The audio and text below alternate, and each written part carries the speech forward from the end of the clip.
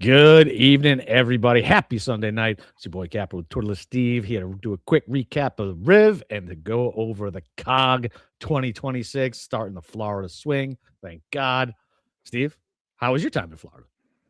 It was good. I missed a lot of my legal books because I was only able to get down on round scores for Pebble on Thursday, which got the scoring right, but then we had a bunch of gutless losers decide to put a couple in the ocean or 3-putt holes, and that was very frustrating. That one. And then I had to deal with I perused Hard Rock for a little bit and said, you know what, this isn't even worth it. Like these odds are terrible, isn't it? It's not great. I understand the plight that you now live with down there and why you have to use other illicit ways to that's right to gamble.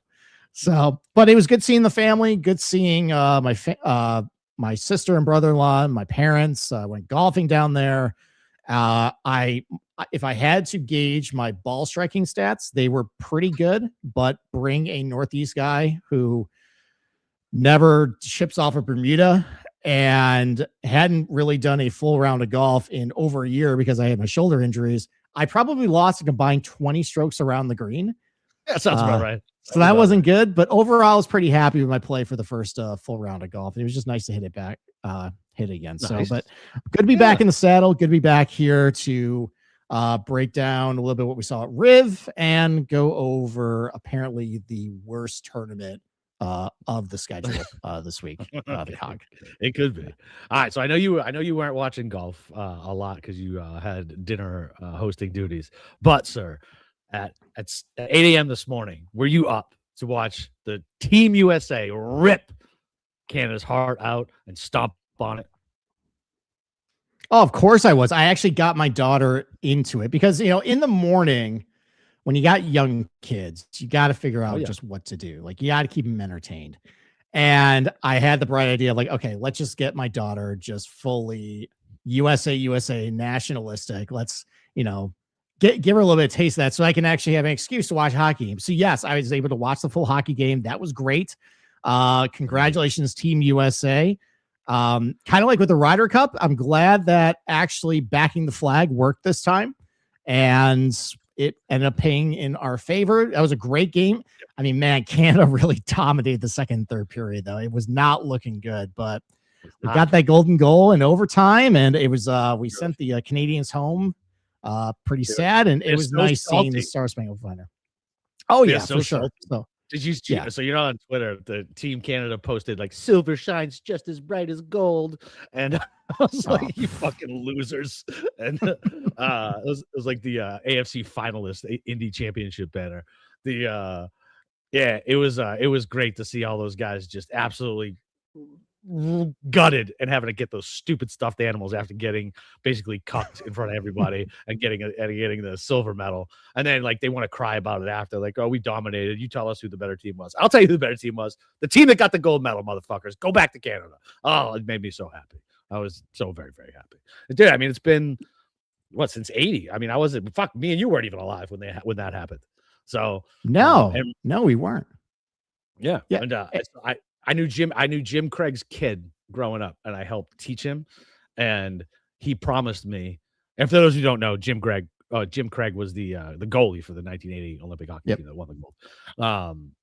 He was an absolute dick. He told me he was going to give me a signed poster, and then he never did. I taught his kid karate because I used to take karate back in the day, taekwondo. And you took taekwondo back in the day? I did up until I was 13, and I had to pick between that and baseball. I chose baseball. I couldn't do both. Okay. And so I was like an instructor helper or whatever, and he told me he was gonna fucking give me a goddamn signed poster. He never gave me a signed poster. I was like, I started treating his kid like shit after that. Well, it was a great game. It was nice to see Mike Eruzione in the booth. He looked pretty rough though, talking to Mike Tirico there, but it was great. It was Goudreau's kids on the ice. Oh my God. Like seeing his parents and his wife, like nothing like crying at 11 a.m. Like it was, if that didn't move you, you have no fucking soul. No, that was a really nice touch seeing that. Like, you know, anybody who's got parent or got kids and everything like that, just having them bring it on the ice there to get the gold medal. That was great. Storybook ending. So congratulations, Team USA. I can't wait to see the party scenes from Milan or what those boys are going to tear up those bars over there tonight. I can't wait to see what damage they're doing. Yeah, it's probably like what the Team Europe does to us after every Ryder Cup. Just that's probably right. Exactly. All right. Yeah. All right. Well, we got Riviera that went down today. Congratulations to your boy. Do you want to do a victory lap on Jacob Bridgeman? Even though you had 0 bets on him, but he had been beating the drum for him ever since Valspar last year. He has been one of your boys. Give a Vic lap, sir. Your boy won the Crown Jewel tournament of the PGA Tour. Go ahead. Look, it was great. I mean, he gained on approach this weekend. And like we always said, I like betting him because I like having a guy who can putt well. But I mean, he made the Tour Championship last year. He was playing great from the start of this year, and he was getting no respect. I mean, he's still 100 to 1, 120 to 1. In DFS, he was like 6,900.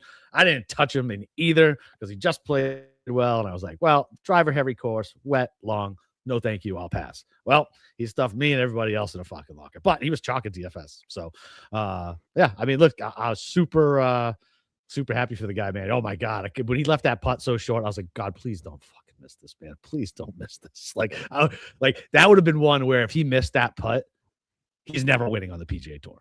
Do you know what I mean? Like he would have flashbacks and such bad scar tissue from, oh God, it was terrible. And of course, Rory makes the meaningless putt at the end after he lost 2.5, 3 strokes putting all weekend. And he drains the one on 18. He helped cash. That's how I got worst DFS week. I didn't sniff a fucking bet. The only thing that saved me were the round scores on Underdog, which I have to parlay. Because I don't get to have single ones. So it adds to the level of difficulty, but 4 days in a row, my Underdog account is very nice right now. So thank you. All right. Well, very good. You're welcome. I'm glad that worked out for you. There was some absolutely gutless, disgusting play.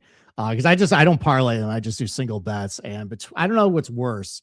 JJ Spawn 3-putting from 5 feet and then putting one in the native from the fairway on the next hole to blow his round score, or Pearson Cootie 3-putting the par 5 17th to blow it by 1. That was pretty bad. That's the second week in a row. We left a lot of meat on the bone there, but you know what? We're getting the scoring right as far as when to pounce. A big week's going to come soon. But no, congratulations, Jacob Bridgman. He obviously played really good last week at Pebble, carried over to this week. And you're right, though. So one thing, though, I noticed, and I put a comment in Discord. Remember I was talking about Matt? Maybe I did the impression of Matt McNeely at Phoenix before round 4. Yeah, the super. He's like this and really tight and fumbling his words. Yeah. So I actually, and I'm going to notice this for next time. On Saturday, they interviewed Bridgman.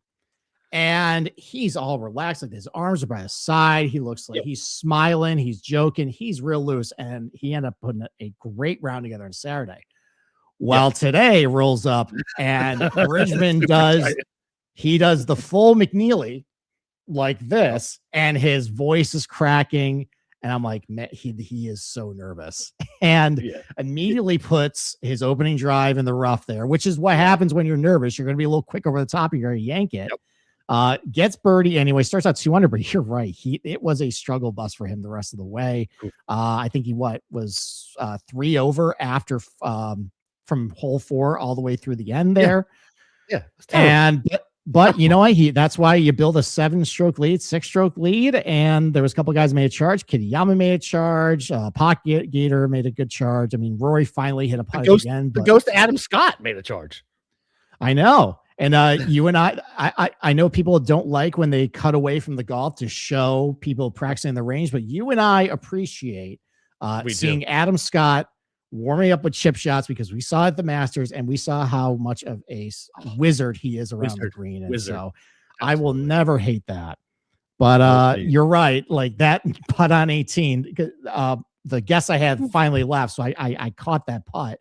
And I was actually worried. I didn't know what was going on. I was worried that was for par. I was like, oh God, like this can be so bad for him. But no, he made it very interesting, but he won. Congratulations to Bridgman. I saw something in Discord too. I think only 2 people actually tipped him this week on the golf tip chart. So, Skyhook from the European tour, I think, for Mayo, and then somebody who I don't know. All right. But yeah, well, good for them. Fucking crazy. Yeah. Yep. Yeah. Good for them. Skyhook is like crazy sharp, like DFS guy. Like everybody knows who he is. He's Yep. a sharp dude.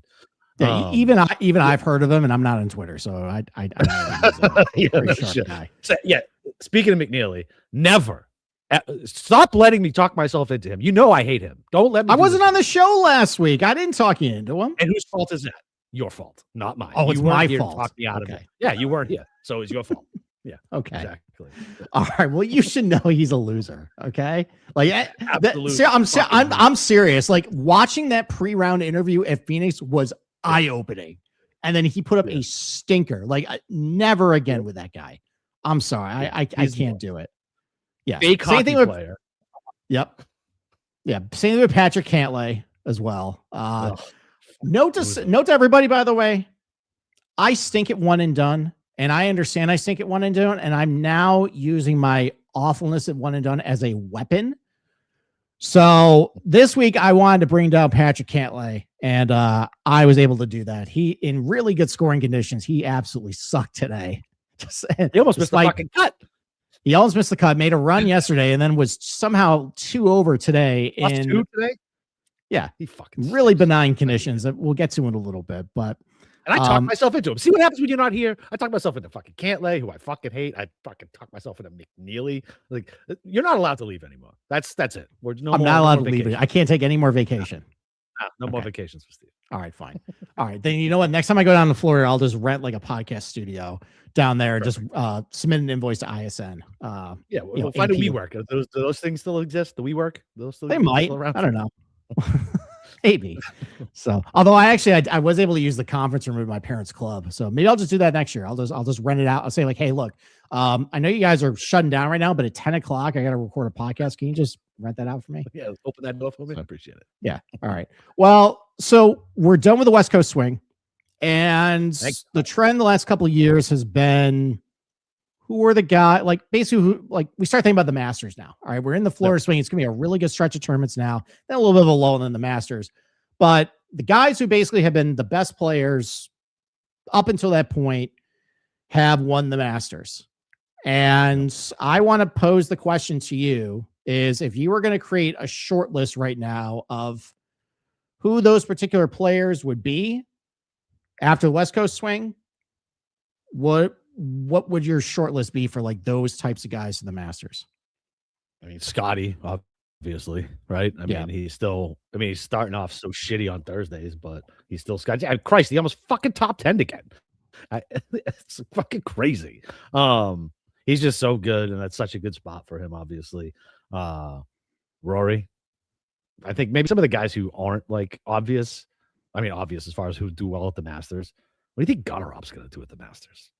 I mean, he's got a lot of distance. I think if this is one where it's going to be a softer Masters and plays long, like that's going to be pretty good for him. Yeah. I don't think he's a rookie either. Akshay. He's a lefty. Well, he lefty, won playing really well. Yeah, Akshay, lefty playing really well. Colin, he sucked yesterday, but top 10 today, won last week. I don't care. No, you don't care? There was no fans there at the last place. No, it doesn't count. There was like 5 people there. Okay. I mean, he's really good at Augusta, though. I know. And he played well again today. He shoot like 600 today, I think. He did. And absolutely pill us off Colin Morikawa conditions. So I think you got to include him as well. Minwoo's been playing good. His irons are fucking good for some reason. Yeah, Minwoo's playing really good. I think he's got a top 15 finish at the Masters as well. So obviously length helps you there. Yeah, he's got a decent short game as well. That could work. I mean, Bridgeman. Bridgeman's playing his balls off. Bridgeman. Yeah. Hideki. I know he wasn't that great this week, but good at Phoenix. Fine. He was okay at Sony. Yep. He won. I mean, I know people like to rip on like the hero, but like he at least won an event. Yeah. Siwoo was fading a little bit. Yeah, he seems like he's out of gas for sure. Yeah, so maybe this week will be a good rest for him. Maybe he can come back a little bit. Yeah, Xander seems like he's starting to play his way into good form. Yeah, too. Xander's like I feel like he's right there. Like there's like one more thing that needs to click.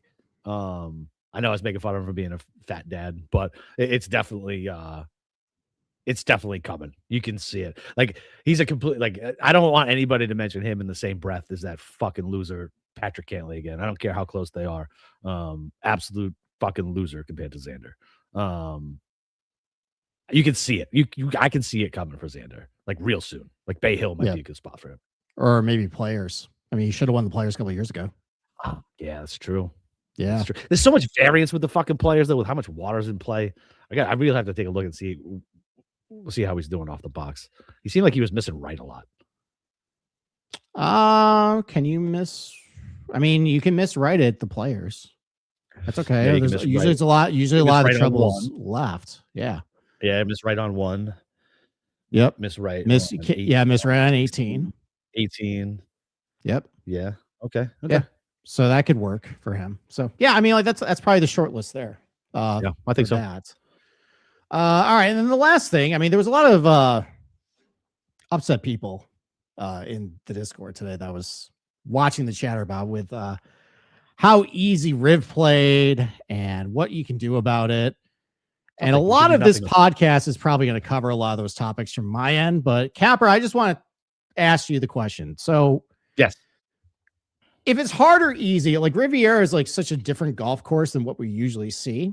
Do you really care if it plays easy? Like, are you crushing it based on what you saw this week, or are you just shrugging your shoulders saying like it is what it is and it's just kind of how golf is when you don't get good weather conditions and how far these guys hit it? Yeah, no, I'm absolutely shrugging my shoulders. Like, what are they supposed to do? I mean, the fucking balls were still fucking getting mud balls today on Sunday. Like, the course was soaked. Like, what the fuck are you supposed to do? And I think they have sub air there too, right? Don't they have different stuff to try and dry it out? No, they don't have sub air. They don't have sub air. They don't have sub air there. Somebody on PGA Live was talking about, maybe it wasn't sub air, but they said they had something that helps with the, I don't know, whatever the fuck, but it doesn't matter. Like, what are you supposed to do? Like, it got literally like monsooned on fucking right before the tournament. What are you gonna do? Like, there's nothing you can do. I mean, it's not like they set up easy pins. Yeah, I mean, look, I love the golf course. Like, it is what it is. Like, what are you supposed to do? It's different. They didn't try to make it a birdie fest. It's not like this fucking shit tournament that we're about to talk about, where they completely just deballed it. Yeah, I mean, look, they tried to make it as difficult as they could and as fair as they could. I mean, look, the scoring record's still there. What are you gonna do? Hopefully next year it doesn't get fucking soaked on, and whatever. Like, it just is what it is. Okay. Yeah, like as far as the setup goes, look, I mean, they use the same pins they always have been using. It's not like there's a certain rotation of pins you have, and with those, how those greens are constructed too. Like, there's only certain places you can put pins because of how fast they run. Like, that was actually the great thing, is even though they were so soft, they ran pretty fast. Like, that was impressive for it, but there's only some places you can actually put pins there. It's not like they use different pins of what they have in the past. And typically when sometimes they put those pins where they put them today, like with faster conditions, they play tougher. It just, you didn't get a good win. It's a good learning lesson that a west wind plays a hell of a lot easier there than a east or north wind, because that means all the scoring holes are downwind. And if you just can survive 12 to 16, you know, you're going to put up a good round. You kind of saw that on Friday. You saw it today. So I will put that down in the notes for next year. Yeah. But otherwise, though, and we'll talk about it for this tournament coming up in 2026, there's just not a lot you can do to challenge these guys when the wind doesn't blow and it's soft. Nope. Wind is the only thing that can stop these guys. Wind is legitimately wind and like sideways rain, but then they're just going to stop play. So it's legitimately only wind. That is with technology the way it is, with how good these fucking guys are, it's legitimately wind. If not, every fucking tournament is 18 fucking, unless you get the US Open and then people cry about it being too hard, and then Sam Burns has to hit the ball on a wet stuff, and he gets very sad and he can't win the tournament. And like just a bunch of fucking crybabies. The wind is the only thing. Like I don't know. I guess I probably stopped getting upset about it like a year ago. Like, I mean, it is what it is. Like, what are you supposed to do? Yeah, I guess I stopped getting upset about this stuff long ago. I mean, like, this low scoring Riviera is not new. Like 2024, It was, I think Saturday was like minus 1.8. The year Wacko Neiman one was 18 under, like, because it was soft and benign, and Morikawa had like a huge run on Sunday. Like, it just, like, Torrey Pines this year played. Yeah, Torrey Pines played 2 under par. Next week, like with Bay Hill last year, 3 of the rounds played under par. Like, which was crazy. I remember being shocked at the Bay Hill one.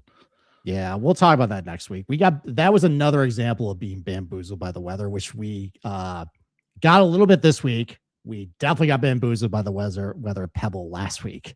And then the week before. It's been a rough year for the high resolution forecasts. Has not been like the only one. The only one that was like real bad, and we still made it out, was the waste management one. That was the only one. No, the Pebble Sunday. And that was one where they were projecting 17 to like 35 mile per hour winds. And I woke up and I was looking at, and I told everybody, I said, I think it's bullshit. And it turned out it was bullshit, at least for like the first like 4 hours. And then it showed up.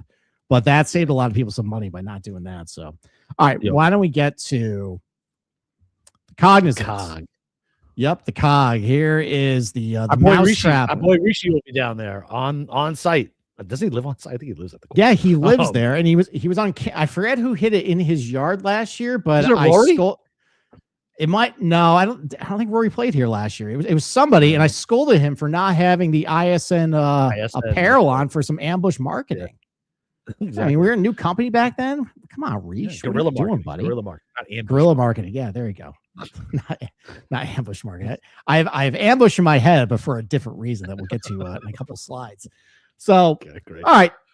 So the Cog, which has made people very upset the last couple of years, because it sucks now. Okay. We'll get to some of the reasons why it sucks now and why people think it sucks now. But a lot of people have been complaining about this tournament for a couple of years. People really hold it in high esteem because we had some bangers around like 2019, 2020, like every single year, because we got really windy conditions and it was firm and guys just really struggled. And at the end of the day, it seems like with this golf course, while I don't particularly think it's a very good golf course, people enjoy seeing people hit it in the water a lot, this place. And that is what happens when it's playing pretty difficult and you get the conditions for it. And so for years, the Honda Classic beat the crap out of people, including like a poor Peter Malnati. But, listen, I mean, like Harbortown could probably beat the crap out of Peter Malnati at this point. Fair. Yeah, it's fair. Do you know what this scene is, by the way? Yeah, that's Sonny punching, what's his name? Carlo. Yeah, Carlo. It is. Yeah. Peter Malnati is Carlo. And the Honda Classic is Sonny. So side note, Carlo, he makes up the most fakest stories in the world. I can't think of his name. It's Giovanni something or other. He claims he pretends like he's the Forrest Gump of like actually being like involved with like the mafia and shit. It's embarrassing. Just look. I think it's Giovanni Russo. I think is his name. It's embarrassing shit. If you want to look it up online, terrible. I can't believe you thought you'd get a Godfather slide by me, sir. All right. Well, for years though, the Honda Classic was hot, brash, just beating the crap out of people. Yep. So back in 2024, though, Honda Classic got a call from Ponte Vedra and said, hey, look, we want to hold a meeting for you here. Why don't you come by our office? So Honda Classic rolls up here in its car, greeted by Matt Kuchar, the toll booth employee, collecting the change here, probably pocketing a lot of it too, by the way. Definitely pocketing. He's a cheap son of a bitch. Yep. Yeah. And he's stuck behind the TGL car here. But you know what Matt Kuchar also is? Just like this toll booth worker who took Sonny's money here. Kuchar's a snake. And he was setting up the Honda Classic right here. And it was an ambush. And out popped from the car and the toll booth, the cabal. The PGA Tour cabal of Jay Monahan and Cognizant and Patrick Cantlay. And they come bursting out with their Tommy guns, ready to just put a hurting on the Honda Classic. And unfortunately, your favorite tournament killed your boy. Your favorite tournament just was bullet ridden, bloodied. I mean, how many bullet holes did poor Sonny in the Honda Classic get here? At least probably 50, right? He's a tough son of a bitch for even making it out of the car at that point. But this is my favorite. This is my favorite preview ever already. Like, this is, anybody who's not watching this on YouTube, go to YouTube. Don't forget to like and subscribe. But go check out what Steve has done. This is his best work ever. Thank you. I appreciate that. And with that, after the Cognizant, that evil, corrupt organization, and Jay Monahan and Patrick Cantlay, who I'm going to squarely blame for all of this, by the way. Sure. I like it. Put all these bullets into him. We just had to look at poor Honda Classic on the morgue in the slab and just say, look at how they massacred our boy. And there it is. R.I.P. Robert Duvall in the background. R.I.P. Yes. Rest in peace, Robert Duvall. Can't even look. They wanted to have a closed casket, because they didn't want the Honda Classic's mother to see. What ended up happening was, look at how they massacred my Honda. You have scoring well above par all the way to about 2023. There's that transition year that people don't like talking about here for whatever reason, that only played around even par, but because it had a plus sign in front of it, people don't really seem to care. But all of a sudden, though, in 2024, 2029, or 2025, we see scores well under par.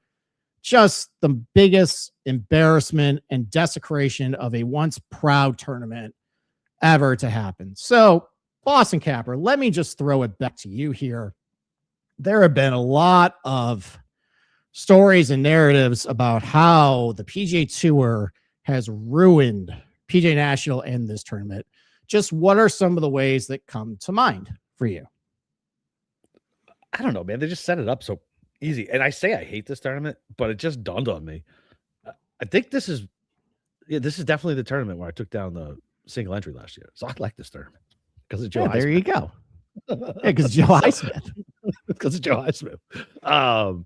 Yeah, I mean, look, they just set it up easy. Like, what are they like? Did they do anything with the rough? Like I feel like they cut that down. Like, I don't even know. Like, it just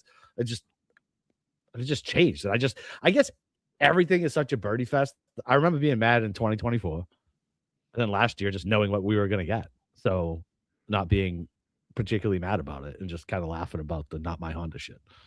Okay. All right. Well, let's go through all the ways that they quote unquote massacred the Honda Classic. So one of the ways that people love pointing to is overseed. Overseed apparently is just the bane of all existence and the worst thing you can ever do to a golf course. And so here's the agronomy right here. You got 3-inch ryegrass overseed in the rough, overseed fairways and approaches and but no overseed greens, still Tiff Eagle, but just overseed everywhere. And hold on a second. Oh, wait, I'm sorry. My producer just said it in my ear. This is not the agronomy for PGA National. This is actually the agronomy for Bay Hill for next week. We love Bay Hill, though, right? Well done. It's great tournament, great golf course, well designed. Got overseed, though. I thought overseed was just the absolute worst thing you can do to a golf course. How is that possible here? Because Bay Hill's got that. All right, I'm kidding, though, but there's a lot of golf courses with overseed that we happen to actually enjoy on the PGA Tour. Augusta National, overseed. Yeah. People like Quail Hollow.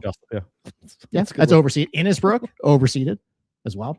Now, okay, fine. Like PGA National started overseeding. It started in 2024, right? We've been doing that. Well, I hate to break some news to you guys. Okay, here is the agronomy going at PGA National all the way back to 2019. And while, yes, we will talk about how they overseeded the approaches and fairways, I will grant you bad change. I don't like that. You can see in the data how that actually affected things. But the concept that overseed is new at PGA National is just not true. Every single year since 2019, they have overseeded the rough. And not only is it overseeded, it has never been above 2.5 inches, guys, especially in the years that we like the 2020 Honda Classic. That's the gold standard, I think, for all the ones we like. That's the year Sung J M won. 2-inch overseeded ryegrass rough every single year. So there have been Honda Classics and Cognizants with the exact same agronomy for the rough, exact same length, and we have enjoyed it. So Well, I don't like what they've done with some of the fairways and approaches. That's not enough to actually turn it into what it has been. And overseed has been a thing at this tournament for years, guys. Okay. So interesting. I don't think you guys should be complaining about that all that much, because that has not been the issue, because there have been tournaments at PGA National with short overseed rough that you have enjoyed. So there's that. So what's been making, so other than like, what the hell's been making it play so different then? Okay. Well, for one thing, I'll get to the stats. Rough has never been the challenge at PGA National. And I'll show you in the data. It's around the green, right?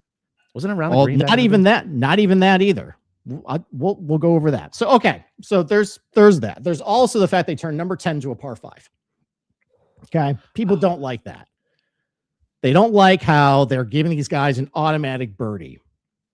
Yep. Making it really easy for them, making them feel really good to start their round. Well, there's a couple other changes they made to this hole as well. They took away a bunker that used to be over on the right side here. This really wasn't in play for them anymore. It was only about a 265 carry just to get over it. Other than that, though, the hole did not change in construction. They didn't redo the green. They didn't move any bunkers. They didn't really change how you would play it, other than it just went from a par 4 to a par 5. And if you look at the actual scoring and ignore under par, just look at the raw score here, it's been about low 4s, even after it went from a 4 to a 5. The rates of people getting 4 or better on the hole did not change from 2023 to 2024. It was still hanging around like 75% or so. Now, last year, and we'll get to the wind actually was unfavorable. When they played it, it was actually into the wind, which contributed actually to really low scoring last year that we'll get to. So it actually, the scoring went up a little bit, and it played about 20 yards longer. But overall, though, if you just eliminate from your mind the concept of a birdie or under par, if you just think of it as, I want my guy to get a 4, they're gaining and losing the same amount of strokes as before. And you can have the debate about, well, there's a different mentality of playing a par 5 and a par 4. Well, between 2023 and 2024, at least in the data, didn't really change as much. They had the same rate of having a 4 or better on that hole. You also, maybe that's true on some par 5s.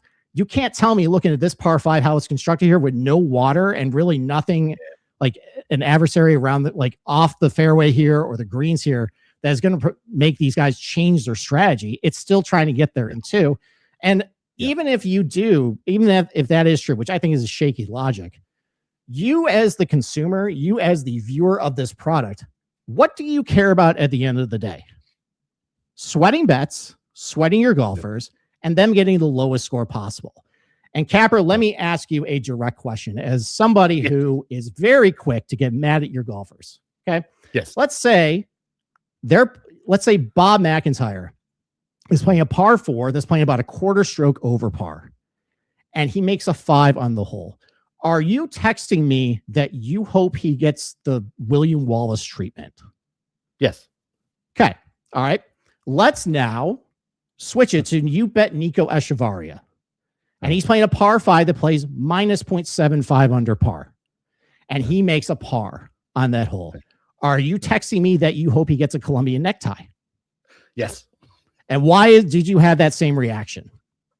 Because the net effect did not come out the way I fucking needed it to. Exactly. You wanted a 4 on that hole, right? Exactly. And in both outcomes, they lost 0.75 strokes to the field. And that's really all that we should care about, guys, on this type of stuff. Okay? It doesn't matter if there's strategy involved in how they do it. We just care about them getting a 4. And on this particular hole, the rate basically stayed the same. So, that's just me. Maybe I'm in the wrong here. No, I think that makes sense. Like I said, but I also feel like, I don't know. 1, people just like to get mad, right? That's true. 2, I feel like, I don't know. We kind of talked about it. Like, we just kind of, whatever. Like, it is what it is. Like, we expect what it is, and we knew what the changes were coming. We knew exactly what was going to happen. And like, I didn't hold this. Look, it was the Honda. It was the longest sponsored tournament forever. Wasn't like, this isn't Sawgrass. This isn't Augusta. This isn't Riviera. Like, this isn't shit. This is Torrey Pines. You know what I mean? Like, it's not. I don't know. So it wasn't some like holy grail or some sanctimonious thing that, or I don't know. Like, yeah, like whatever. Like, I didn't care what they did with it. Just got to adjust for it. Like you said, all we care about is winning bets and sweating DFS, whatever else. So you adapt. Like, who cares?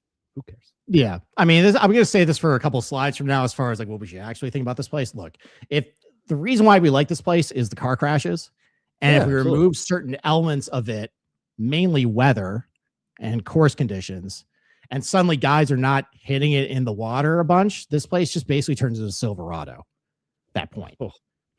This is a short golf course.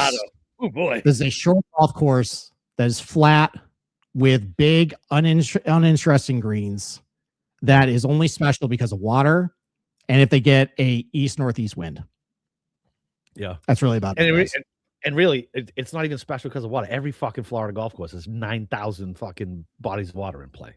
So if you think about it in the grand scheme of like Florida golf courses, it's not special at all. No, and honestly, it makes me want to. If people want to actually put this course on a pedestal, it makes me want to buy a flat piece of property up here and make a 7,100-yard golf course, and then just take a backhoe and build a bunch of water hazards, and then turn the water hose on.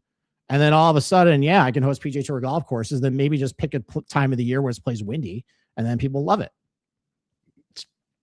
I mean, I've heard way worse business ideas. All right, let's do it. All right, let's get a couple bank loans. All right, how else did they ruin the Honda Classic? No, they watered everything. Everything was super soft, right?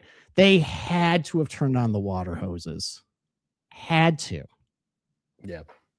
Well, did you think I didn't have how much it rained before the tournament, during the tournament? Ready? Of course you did. Of course I fucking did. Here's 2024 when we first started complaining about the Cognizant. This is a lot of rain. And if you go back and look at the GCSA reports, they made mention of all the rain they had before the tournament. Now, the tournament started on February 29th. January 2024, well above average rain. A week before the tournament here, they got over 3 inches of rain on the golf course. Yeah, not great, Bob. It played soft, guys. They didn't need to put water on it. Mother Nature did. And the Sunday of the tournament, a thunderstorm disrupted play where there was no wind before it. They stopped play for the thunderstorm where it dumped 1.6 inches. Then they played afterwards on a soft golf course. Then they came back the next morning on a soft golf course, and that's why the scoring got over 2 that day. Crazy. It's not that they watered it. It was already soft. Last year, actually, I was pretty optimistic about this tournament coming in because it actually had not rained for a couple weeks. Unfortunately, and then the week before the tournament, they got a 1/2 inch. And then the week of the tournament, they got 0.6 inches. And then it was cloudy on Tuesday and Wednesday, and that couldn't dry out the golf course. I don't know. I mean, I think there's sufficient water being put on it that is not them. Yeah. I mean, listen, we all know the PGA Tour has a weather machine, and they're doing this all. That's true. That's true. They are in bed with the Chinese, and they're the ones controlling the weather. They're turning off the they're turning off the fans. They're dumping water. That's it. Yeah. That's exactly what they're doing. All right. So apparently they watered everything. It's too wide. Okay. Now, granted, in 2024, they widened the place a little bit. Not a good change. Okay. This is how it looked before this. This is hole number 1, 30 yards wide at its thickest, 17 at its narrowest. They end up widening a couple yards, like 3 yards. Not a big change, but still, it actually, if it's soft conditions, it made a little difference. 23 yards here. But I've been told that they have been making efforts to make this place easier on these guys and not actually challenge them. Then how do you explain last year when they actually narrowed the fairways again back to where they were? I thought they were trying to make it easy for these guys. I don't have an explanation for that. Yeah. All right. Here's the 16th hole here. This is part of the bear trap ball buster of a driving hole because there just is no room. Like if you hit it left, that's a longer carry over water. There's water right. There's a bunker here. There's a bunker long. Like just You have to just kind of hit like a less than driver straight ahead. And then usually this hole is tough because you have an east-northeast wind to knock balls down into the water. Well, I will grant you, they made a really bad change to this hole. They took out the bunker over on the right. Now it's not nearly as an intimidating tee shot. I will grant you the people who say they ruined this tournament. That was a bad change to this hole. Yeah. And they widened it. But last year, they ended up putting everything back to where it was as far as the fairway widths. Yep. So, and they actually did that across the entire golf course. So I had been told that they were trying to make these things really easy for these guys. And we're not trying to figure out ways to maybe toughen it up. So the other day, so who really killed the bear? Who really massacred the Honda Classic? Here, and I guess I want to say this. I've been very cheeky and sarcastic this whole time. Where did you get that fucking picture? I'm like, all right, Google dead bear.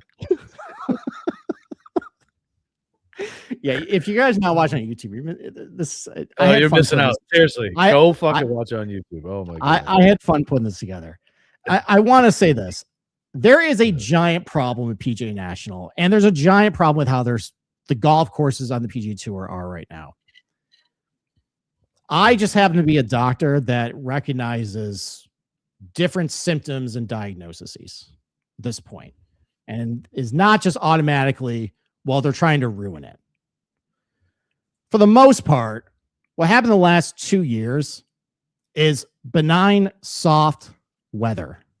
I already showed you the rainfall. We didn't talk about the wind or the lack of wind that happened. And not only lack of wind, but also the direction, which we'll talk about in the next slide. So remember 2024 started really wet. Winds only got to be barely above 10. First day, played -1.5 under par. Round 2, though, played over par. Now, if you adjust it for the fact that it's a par 5 instead of par 4, take a stroke off of that. Now it's playing about like plus 1.33 because really that par 5 didn't play all that different from previous years. It's actually right in line, that round 2, and what we usually expect, like over a stroke over par. Ended up getting winds into your face, east southeast winds. That makes 5 through 7 play tough. That makes the bear trap play tough. When you have an easterly wind, ends up getting 24 or 32 miles per hour. No complaints then. Okay. Over the weekend, though, you had the winds reduced a little bit. You got some gusts up to 20, but still played about a stroke under par. And then Sunday, though, that people really lost their minds. Winds did not creep really above 10 miles per hour for most of the morning. This right here was the thunderstorm. They stopped play, ends up coming back the rest of the day with really light winds. And then on Monday, it was really light winds too. Okay. That is why the scores ballooned really up to -2.225 at that point. Who the fuck won in 24? Was it Pendrith? Austin Eckroat. That's close. Same guy to me. Yeah, same guy. So go to 2025. I actually made a proclamation after doing a similar preview, by the way, where I pushed back on a lot of this stuff and said, what's the scoring record at PGA National? Because I looked at this forecast and I saw the wind was going the wrong way in the morning. It was coming out of the west at that point. That makes the bear trap play easier. That makes getting home on 18 and 2 easier. And winds were not going to creep above 6 miles per hour. And lo and behold, what did Jake Knapp do in the morning? He shot 59 on a soft golf course with no wind. That is short. That's what happened that day.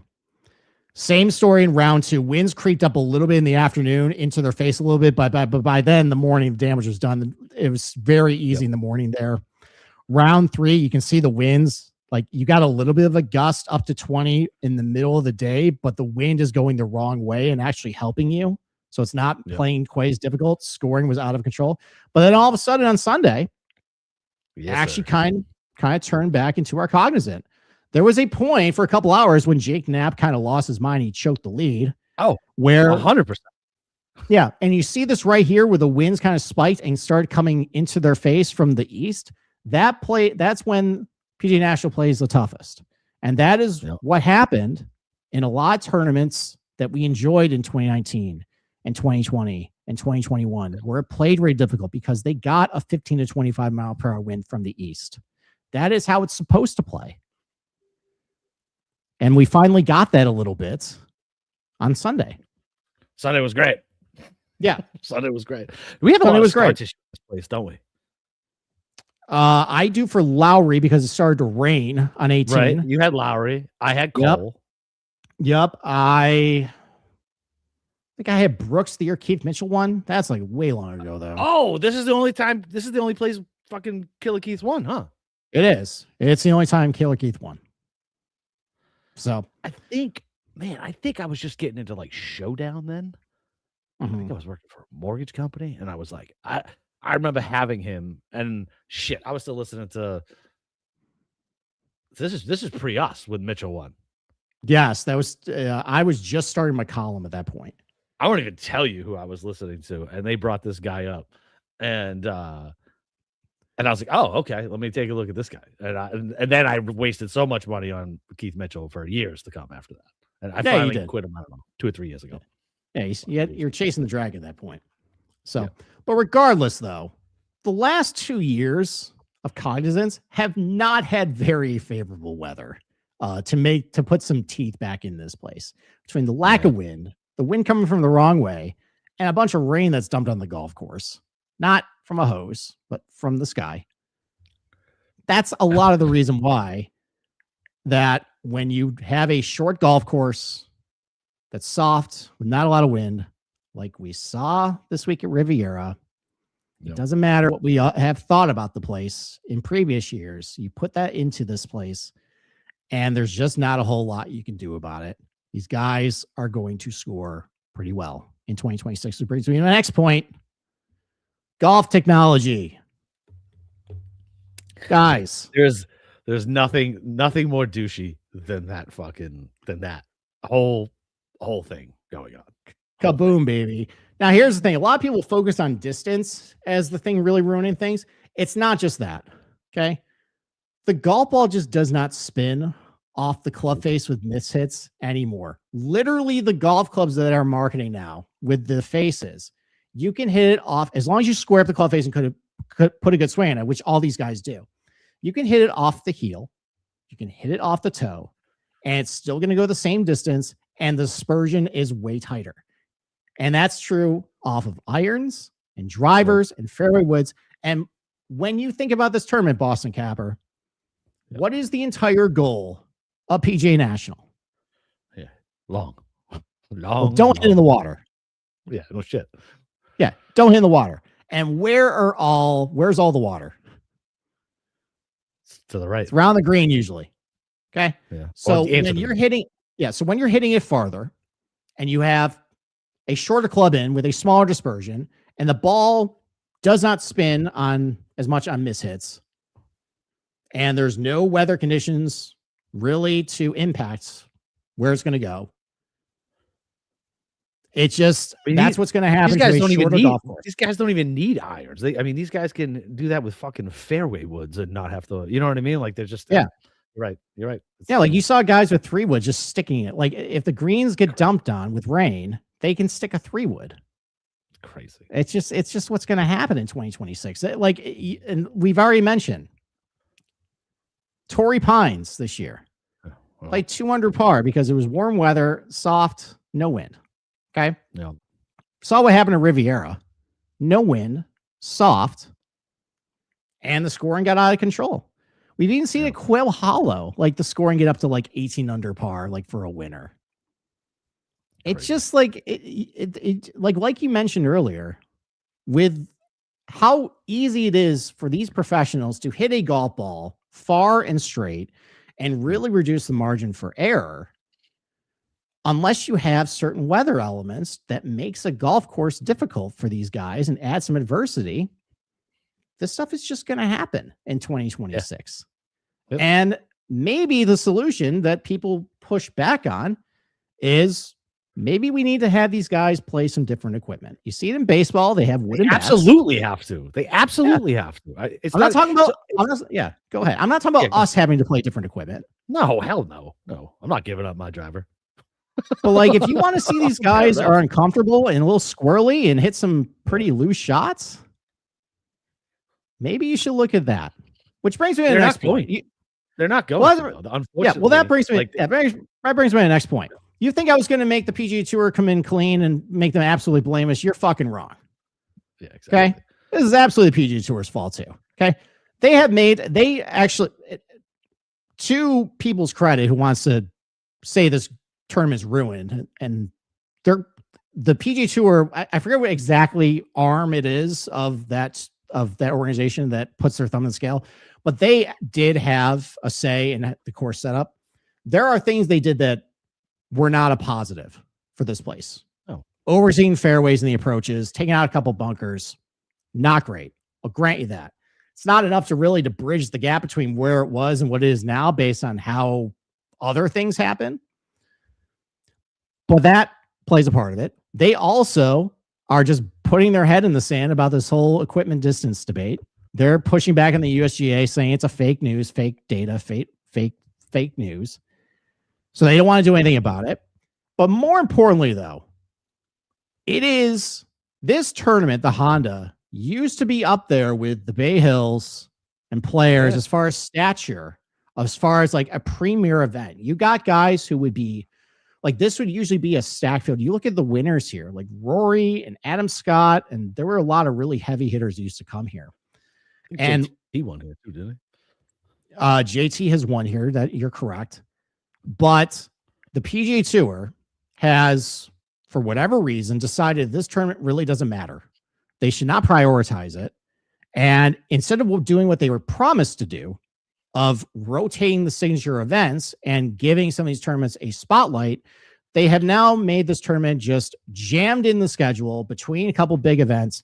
And the fact that this is a horrible field, and you have stars in the area who not only live in the area, but are playing TGL this week in West Palm Beach instead of playing here. That is a failure by this organization to actually make this tournament matter. And that is what you guys should actually be upset about, is the fact that this tournament doesn't matter anymore in the grand scheme of things. They cannot attract players to come here, even if you think it's too easy. They can't attract players to come here because of just where it is in the schedule, and they just don't think it's that important. No, I mean, listen, I mean, now, especially they put it in the schedule, even if it was in a good spot in the schedule, with the way these fucking purses are, like guys who are in signature events, why would they come play this? Like, there's zero reason for them to come play this.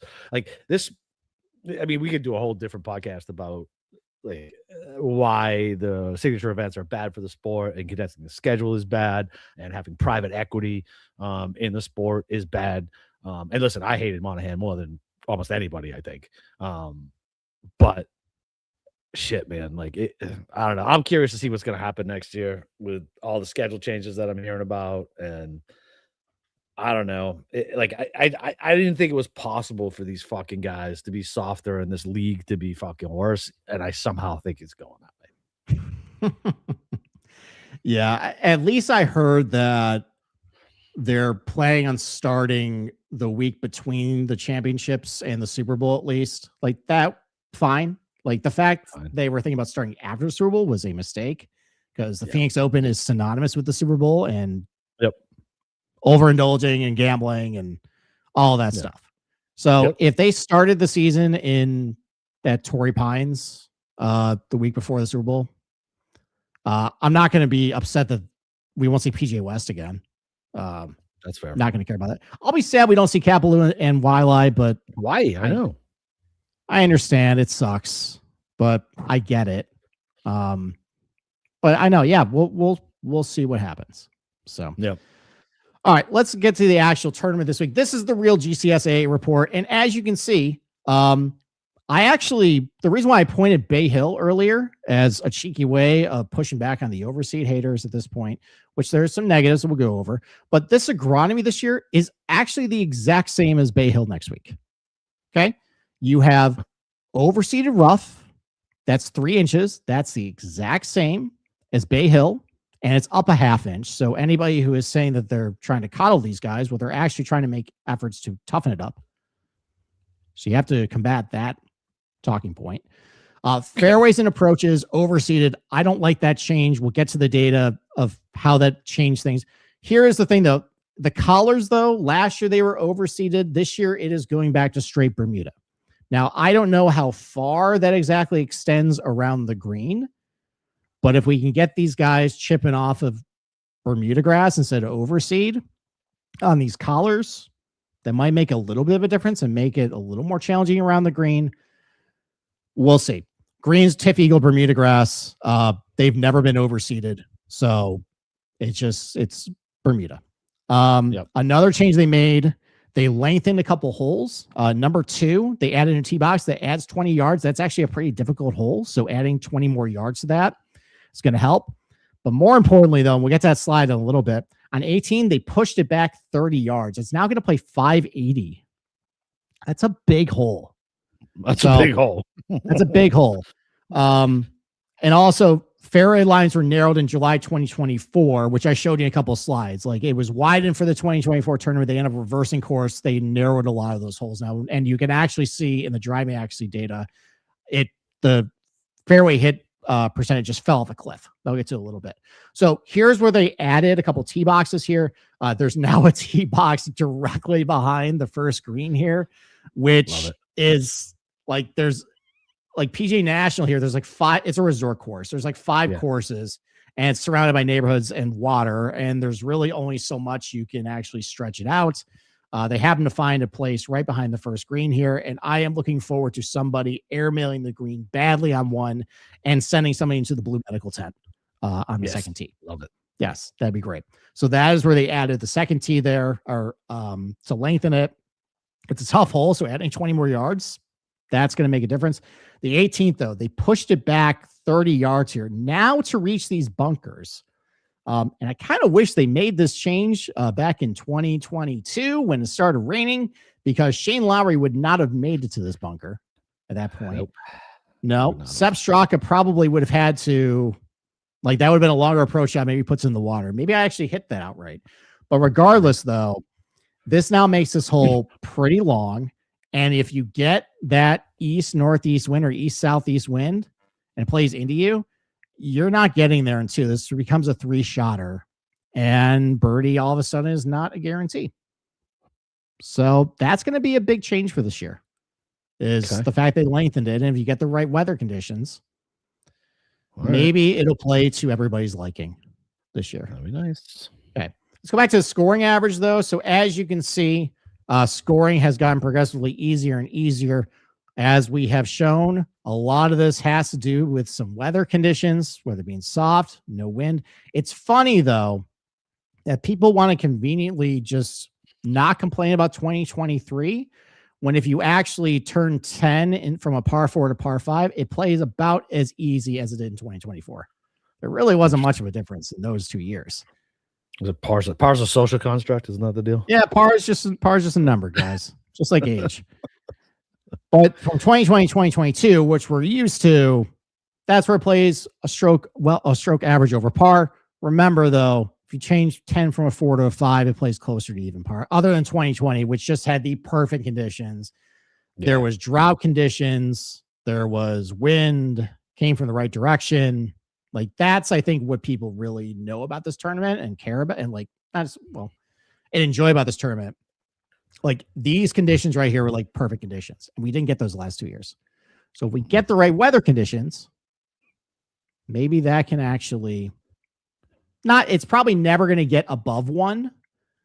Yeah. It probably would get, I would say probably like looking back through scoring, like 2024 got, even though it was soft, you got a 20 to 30 mile per hour wind coming from the east northeast here, and it played like, 0.3 over par. Yeah. Probably not getting over 1 anymore with these guys. So something to keep in mind. But if it plays over par, I think everybody would just rejoice at that point, given how much hate this place is getting. So let's go over strokes gained by difficulty per category.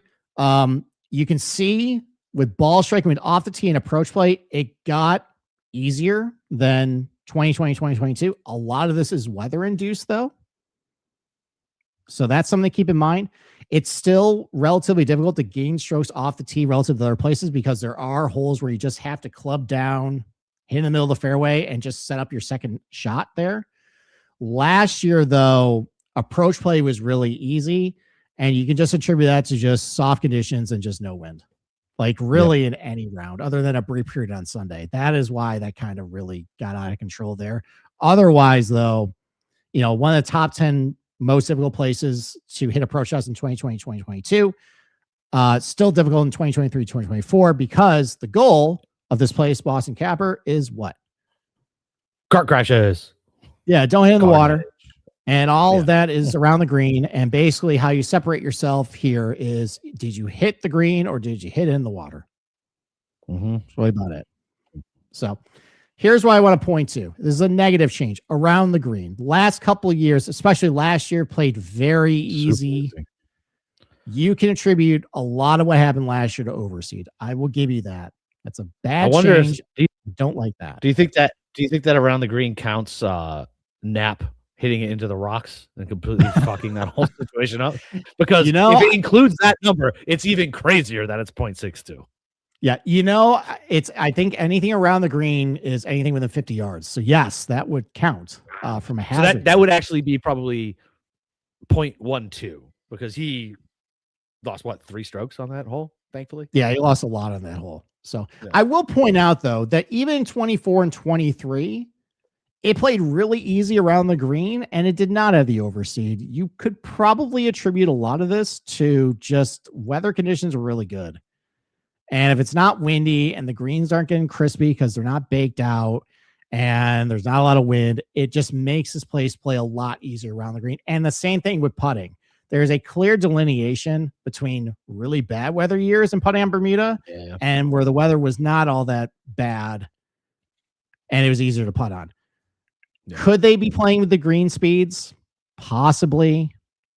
We'll see. But I think also just having softer greens, that slows them down sometimes if you don't make efforts to speed them up.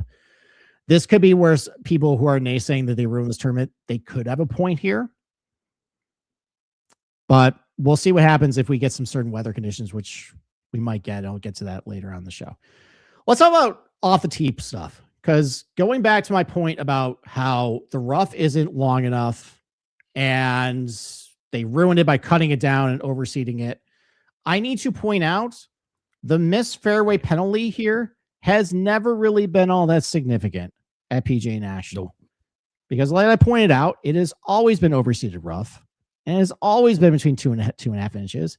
And it's had a low missed fairway penalty because in a lot of times when it's really windy, you're just as likely to hit it in the water on your approach shot from the fairway as you are in the rough. So that's why your missed fairway penalty is just not all that much in any single year. And your rough penalty has never really been all that significant either. But people want to say that they've ruined it with the overseeded rough here. It's never been a factor. It's actually hot. It was actually hotter last year than it was. Last year was harder probably because it was more margin. Yeah, maybe because it was more benign conditions and the wind was really favorable for it. But even so, before that, it's never been a factor. No.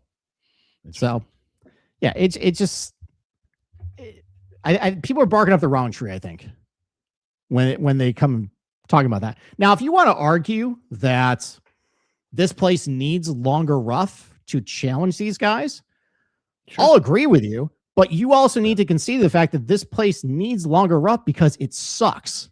And there isn't a lot of ways to challenge these guys. So that's why you have to do that. But the fact is, though, you're calling for that. It's never had that. So you would have to change how the golf course is. Okay. Sure. Okay. Let's call it driving statistics, though. Obviously, this is one of the places where guys are clubbing down a whole lot because you're just playing towards the middle of the fairway, some of your approach shot here. I will point out, though, and this is a perk to join ISN, get in the Discord there. Massachusetts put a really good notes about last year. The driver usage increased from 53% to 63% overall at this place. That's interesting. Huge increase. And you saw driving distances were pretty high up there, despite really soft fairways at 286, still relatively low. Yeah. But it's something notable. And you also see, though, the driving accuracy rates fell off a cliff. It was in the 60s over the last 3 years. And even last year with no wind to speak of, it was 56%. So part of that is just a higher driver usage rate, but also they narrowed the fairways for last year too. So maybe, though, if we had the same strategy and now the rough is up to 3 inches, maybe that'll actually make a bit of a difference with some of the missed fairway penalty stuff. Yeah. This year. If guys are still using this, like the same strategy of just, let's hit as far as I can. Plus, as you know, Boston Capper, how much has it rained in Florida this winter? Not a lot at all. Not a lot at all. In fact, there are fire advisories throughout the state. It has been a drought. And so there's not a lot of rainfall on this golf course coming into this week, which maybe makes it a little more challenging to hold fairways. But it also helps hitting it out of the rough too, because hitting out of wet Bermuda is a fucking nightmare compared to dry. Yeah, this is the oversea too. So, but that also would be less control coming out of the rough on these greens if they're playing a little firm because it hasn't rained a lot. So, but that's some of the fairway stuff there. As far as proximity buckets, this is pretty clear as day. 125 to 200. That's the highest concentration of shots you want to focus on. They added a par 5, so that's seen this tick up a little, or well, I guess that doesn't matter because they didn't change the hole. It doesn't matter. It's been relatively consistent over the years as far as proximity buckets. Really, the bucket you want to focus on 125 to 200. I don't typically put the around the green stuff in here anymore because there's not much to talk about. But for this particular podcast and preview, where we spent a lot of time about rough and what it's meant to this place, I felt the need to put this in because not only has the overstated rough not really mattered off the tee at this place through the years, it has not mattered around the green as far as difficulty either. It's never been a factor, guys. Okay, as far as difficulty, it's always been one of the easiest. They haven't done anything to change it. It's always been like this. So now you look at last year, though, the ease of getting up and down from the fairway, that's bad.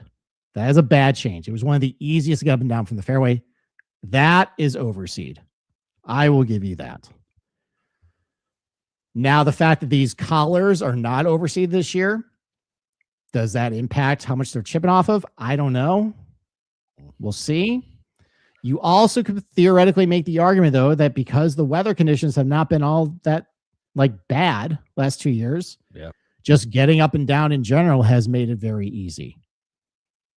It's possible. Same thing with some of the bunkers. Like, it's been markedly easier the last 2 years to get up and down from the bunker because the weathers have just not cooperated how we wanted to. It's been a lot more difficult from 2020 to 2022. So if we get some wind, get some firm conditions, they aren't complete assholes and make me look stupid and dump on a bunch of water in this place anyways, maybe we'll play a more difficult around the green. So I hope they don't fucking water it. Well, you know what? If they do, I am not the type that is just take locked. If I see, and I'll show you the weather report at the end here to maybe give you guys some hope. If I see balls plugging on if I see pitch marks on the green with the lack of rain this area has gotten and will get before this tournament, I will tip my cap and I will say, you know what? Yeah, they're really pussying out at this point. But I'm not convinced. So based on what I've seen, that's not just that. There's some things they have done to make it easier. I'm not convinced that's all of it. I'm not even convinced that's the most important thing and the most significant thing they've done. I just think it's been some bad luck the last couple of years. So, all right. As far as comp courses go, I'm going to be honest. I think a lot of this is outdated based on just how the golf course used to play versus and some of the conditions that you had seen over the last couple of years. I don't know how much really you want to put stock in, but a lot of these comp courses here, like a Maraschino or like Detroit Golf Club, Riviera, Wilmington, Silverado, a lot of these places have a very low missed fairway penalty. And I think that's kind of why Data Golf spits out a predictive skills chart exactly like this. So it kind of runs counter to what you usually think about this place because you think about all the penalty shots and middle iron play. And you look at some of the winners here, like Lowry and Chris Kirk and Sepp Straka, and it's not really this type of profile. But then you look at like Luke List, you look at Minwoo Lee, you look at Austin Eckroat, like those types. Like, and they do pretty well at these places right here. So could be something. All right.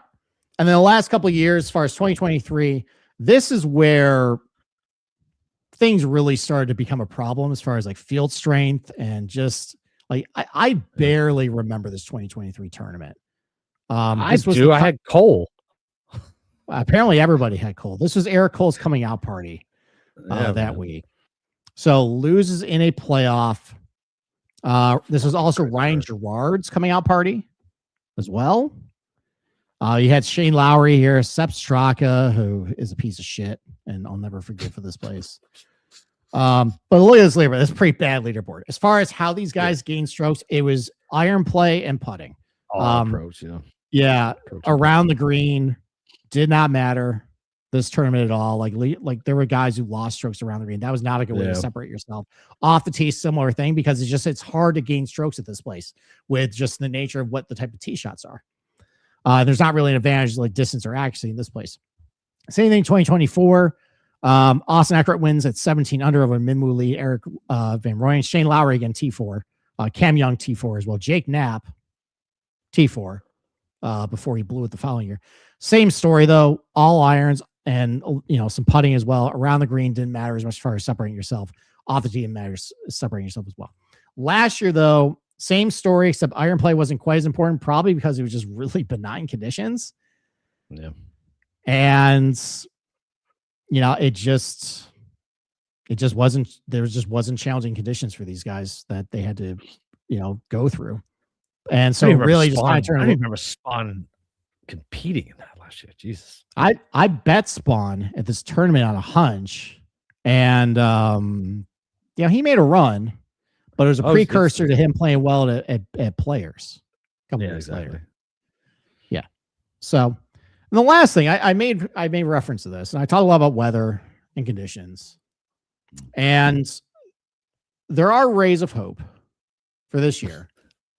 Okay. I made mention about a couple ways they've tried to toughen it up a little bit, despite what people think that they're just making this a cakewalk for everybody. They lengthened a couple holes.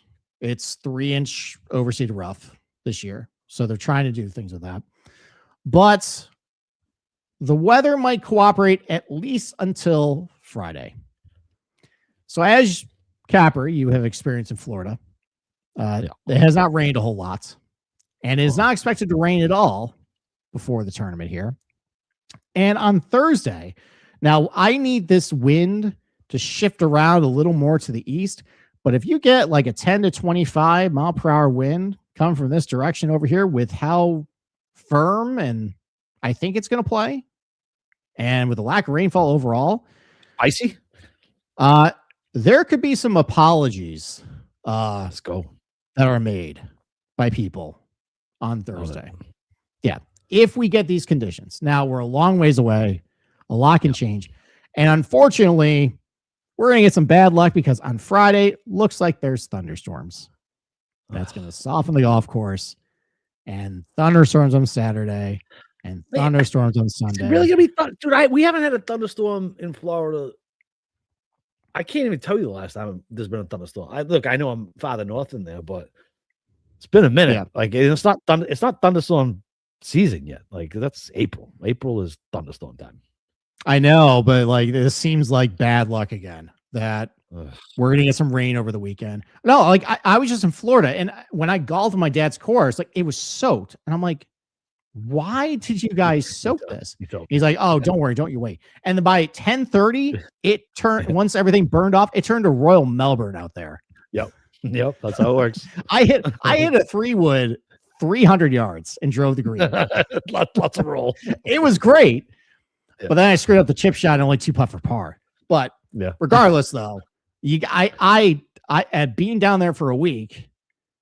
It's also been cold down there, by the way. All the Bermuda's like been fucking freezing here. Yeah. Everything's so actually on Tuesday, like the high's gonna be like 55 degrees, I think, for here. It's gonna warm up for the tournament though. Yeah, it's gonna be 29 here on Tuesday. Yeah. But a ray of sunshine, though, or maybe not sunshine, but we could get some spicing conditions on Thursday to not totally make it look like exactly what you're used to with the Honda, because these guys are just too good now and play too good of equipment, but it could resemble something close to make you guys happy before we get some rain on Friday, Saturday, Sunday, and then people just blame the PGA Tour again. Are we going to get a fucking Monday finish? Ugh. I mean, who knows? Like, who knows with these thunderstorms here if we do? That's a lot of rain. Yeah, I mean, there's going to be an inch of rain on fucking Saturday. Yeah, which would be bad. That'd be bad news bears, and probably a delay. Christ. But yeah, look, I mean, like if there's thunderstorms in the afternoon on Friday, and thunderstorms on Saturday, and thunderstorms in the afternoon on Sunday, yeah, that's gonna be a slight problem. They need to rearrange this half-hour rule from the lightning strike. You can look at the goddamn radar and figure out when the lightning is gonna stop. We don't have to wait a half hour. Like, we're good. Like 10 minutes. I mean, they probably should just give me a call and I'll just look at the HRR. Like, all right, yeah, you guys are good. Yeah, you guys are fine. Although last year, though, I think I was looking at the radar and I told our old producer Cam, because he wanted to go to the Byron Nelson. I'm like, yeah, you're good, you're fine. And I almost drove him into a tornado. You did. That would have been bad. Yeah. So that's funny. All right. Well, we've gone long. That's it. I said. Listen, that was amazing. Here's my final thing. I'm not trying to change anybody's mind. Okay, like, look, people are gonna think how they want to think. I don't blame people for thinking what they want to think. I guess, what I'd like to everybody come out who's watching this podcast is to maybe just, when you look at this tournament and just the entire PGA Tour schedule and just the state of the game and the equipment these guys are using, and that no golf course anymore really is sacred. If you're not going to get certain weather elements, just take a deep breath and maybe just accept it, that this is just how the game is now, and to just keep your eye on the ball of how do we break this tournament to win some money. Yep. That's it. I mean, that's the name of the game, man. Steve, amazing work tonight. Hopefully everybody listened to me earlier and just went to YouTube instead of just the audio podcast. Easily my favorite slideshow that we've ever done. Although I did like one of the live ones you did. The Hong Kong one, maybe. Yeah, there's been some good live. There was when we used to cover that tournament before. The Vegas one I love. The Vegas. Oh, yeah, that's right. The Vegas one was good. Yeah, the Vegas one. Because you love the plane. You love the plane. Love the plane. Exactly. Yeah, there you go. Yeah, but amazing work by Steve. We'll be back, Tuesday at 9? Yep, we will be for best bets and weather update, and hopefully these thunderstorms go away. Dude, what is this pricing going to be like? I can't even imagine. Oh, this feels dreadful. Like Gerard's going to be what, like 12 to 1? I don't know if people are kidding, but like someone said that Luke or Keith Mitchell was 30 to 1. The guy who I can peruse the odds board right now in 5 fucking years. Yeah, it's loading right now. Is this where is Honda where I hit Matt Jones, first round leader? And yes, you did actually, dude. We have some good history here. We do, despite the fact that golf. This is not one of my favorite golf courses, as you guys can tell. Yes, Keith Mitchell 30 to 1 right now. Sick. One of us has had a runner or cashed a big ticket every year since we've done the show. Yeah, so let's just keep it rolling. I like it. 30 to 1. All Keith Mitchell. Who's the betting favorite? It is Ben Griffin at 14 to 1, which I do not agree with. No, he's not playing. You're still mad at the ocean. You're still mad about the ocean. He's not playing good golf right now. He almost blew his round score too. I know. That was a sweat. Yeah. These losers. Give me some over weather. That's why I'm really hoping the weather on Thursday is bad, because I am sick of betting unders on these fucking gutless losers. I want to root against them because they are pillow soft. It was sickening, some of the golf I had to sweat through on Thursday. And we still pulled a profit, but man, it should have been better. Yep. That's all right. Hopefully we'll catch him this week. I'd like that. Yeah, hopefully we're going to get him. I'm with you. I hate rooting for unders because I just get so angry all the time. Oh, every missed putt, like every missed green. It's like, what are you guys doing? There's no wind out there. Nothing. All right.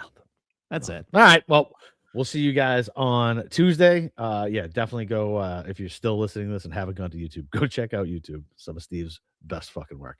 See you guys on Tuesday. Bye.